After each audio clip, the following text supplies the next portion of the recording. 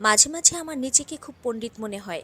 আর এই পণ্ডিত্য আজকে ফলাতে গিয়ে আস্তে আস্তে কিছু মাছ নিয়ে এসেছি, যা এখন আমার কাছে অসহ্য মনে হচ্ছে। আর এদিকে বসিয়ে দিয়েছি একটা অবহেলিত লাউ। হ্যালো, আসসালামু আলাইকুম, কেমন আছেন সবাই? নিয়ে এলাম সাদামাটা কিছু রান্না আজকে। তো অবহেলিত লাউ কেন? কারণ এই লাউটা আমি বাজার থেকে 30 টাকা দিয়ে কিনেছি, দুইটা লাউ কিনেছি 60 টাকা দিয়ে, এবং আনতে আনতেই খুব নাক নাক ছিটকাচ্ছিলাম। এই লাউ জীবনেও সিদ্ধ হবে না। চিংড়ি মাছগুলো এর মধ্যে দিতে গিয়ে আমার খুব মায়া লাগছিল। উফ, চিংড়িগুলোই মনে হয় জলে গেল। যাই হোক, সেই মাছগুলো খুব কষ্টে ক্লেশে কেটে ধুয়ে পরিষ্কার করে নিলাম। আমি সাধারণত মাছ কেটেই নিয়ে আসি, কিন্তু আজকে মনে হয় আমাকে কিসে পেয়েছিল আমি ঠিক জানি না। আর এই মাছগুলো কে কে খেয়েছেন, কে নাম জানেন এইগুলোর? আমার কিন্তু ভীষণ পছন্দ, আর আমরা এটাকে বেলে মাছ হিসেবেই জানি। তো আপনারা হয়তোবা অনেকেই ভাববেন যে আপনি শুধু মাছ মাখিয়ে মাখিয়ে করেন কেন, রান্না করেন কেন? আমি আসলে সব মাছ ভাজি না। যেমন পাবদা মাছ, ট্যাংরা মাছ, বেলে মাছ, এই জাতীয় মাছগুলো আমি হাতে মাখিয়ে করি। আর যদি এটা টাটকা হয় তাহলে তো কথাই নেই। আর আমি কিন্তু সব কিছু সরিষার তেলেই রান্না করি। সয়াবিন তেলের রান্না এখন কেমন যেন পানসে মনে হয় আমার কাছে। আর আমি যখন মাছটা মাখাই, তখন কিন্তু খুব এর মধ্যে দরদ দিয়ে মাখাই, যেন মাখাতে মাখাতে মাছটার সাথে সাথে খেতে ইচ্ছে করে। আর আমার মনে হয় এই মাখানো দেখলে সবারই জিভে পানি চলে আসবে।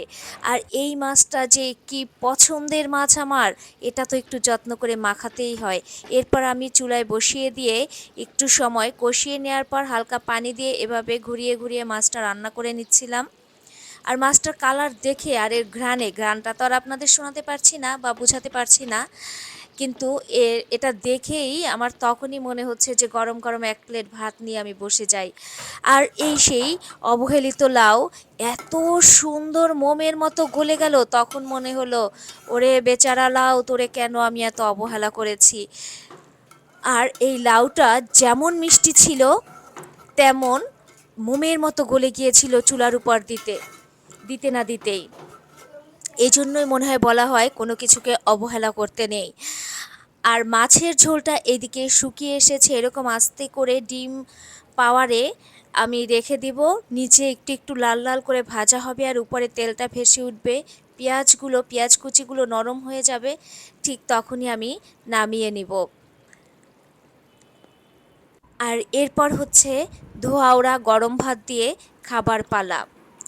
আর আমি ভাত খাবো, আর আমার ভাতের প্লেটে তো একটা জিনিস মিস হলে চলবে না, সেটা হচ্ছে বোম্বাই মরিচ।